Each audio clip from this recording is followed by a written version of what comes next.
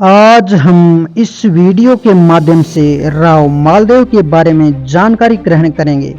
वही राव मालदेव है जिसने अपने पिता की हत्या करके जोधपुर पर अधिकार कर लिया था। वही राव मालदेव है जिसने युद्ध करके शेरशाह सूरी ने कहा था, मुट्ठी भर बाजरे के लिए मैं हिंदुस्तान की बादशाहत खो देता। वही राव मालदेव है जिसके बारे में मुगलों के इतिहासकार निजामुद्दीन ने कहा था कि हिंदुस्तान का सबसे शक्तिशाली राजकुमार है। जिस प्रकार महाराणा सांगा एवं महाराणा प्रताप ने मेवाड़ की शक्ति और प्रतिष्ठा में वृद्धि की, उसी प्रकार मालदेव के नेतृत्व में जोधपुर मारवाड़ के राठौड़ों ने अपूर्व शक्ति अर्जित की।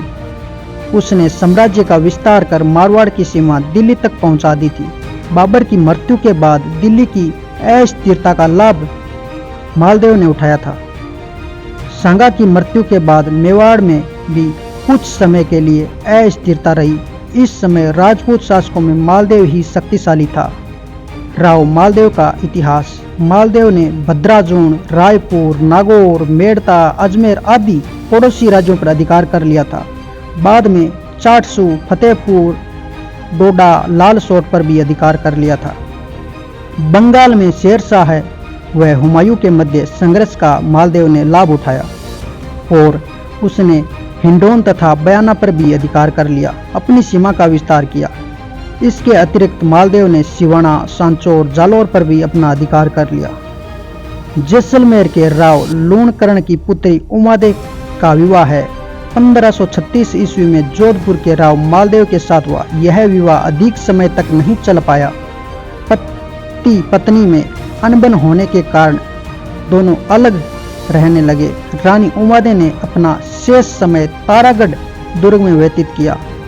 उन्हें राजस्थान के इतिहास में रूठी रानी के नाम से जाना जाता है। मालदेव का शासन राज्य नीति।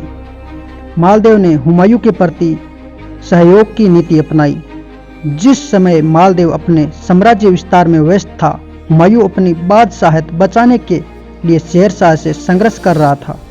कन्नौज के युद्ध में शेरशाह से पराजय के बाद हुमायूं पलायन करना पड़ा। आश्रय की खोज में इधर उधर भटकता रहा। मालदेव ने इस समय कूटनीति से काम लिया।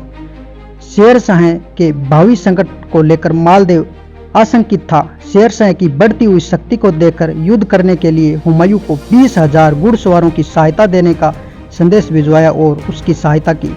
शेरशाह और मालदेव दोनों के राज्यों की सीमा मिल रही थी। मारवाड़ के शासक मालदेव की शक्ति को नष्ट करने की दृष्टि से शेरशाह ने 1543 में 80,000 सैनिकों की सेना मालदेव के विरुद्ध भेजी। मालदेव का शक्तिशाली राज्य शेरशाह के लिए चुनौती था।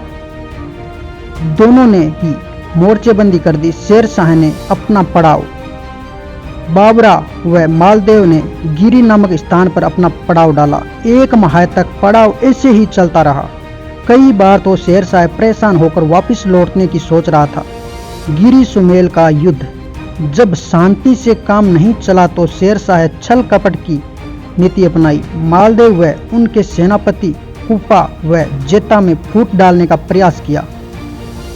इसने कुपा के डेरे में 20,000 रुपये भिजवाए और कंबल भेजने के लिए कहा। बाद में इन ही 20,000 रुपयों को जेता के डेरे में भिजवा दिए गए। सिरोही से तलवार मंगा लेना, ऐसा बोल दिया।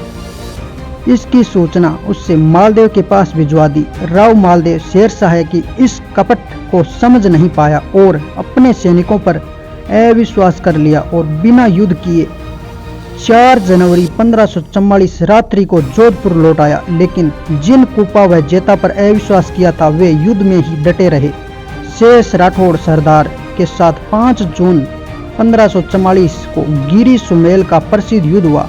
कुपा व जेता अपने 12,000 सैनिकों के साथ इतनी वीरता से लड़े कि अफगान सेना के पांव उखड़ने लगे। लेकिन इसी समय जलाल खान अतिरिक्त सेना लेकर आ पहुंचा और राजपूत सैनिकों को घेर लिया। जेता और कुपा वीरगति को प्राप्त हुए। अब्बास खान ने अपने विवरण में लिखा है कि शेरशाह को जीतने की उम्मीद बहुत कम थी। बड़ी मुश्किल से वह युद्ध जीत सका। उससे कहने के लिए मजबूर होना पड़ा कि 1 मुट्ठी बाजरे के लिए मैं हिंदुस्तान की बादशाहत खो देता। Maldev bye bye.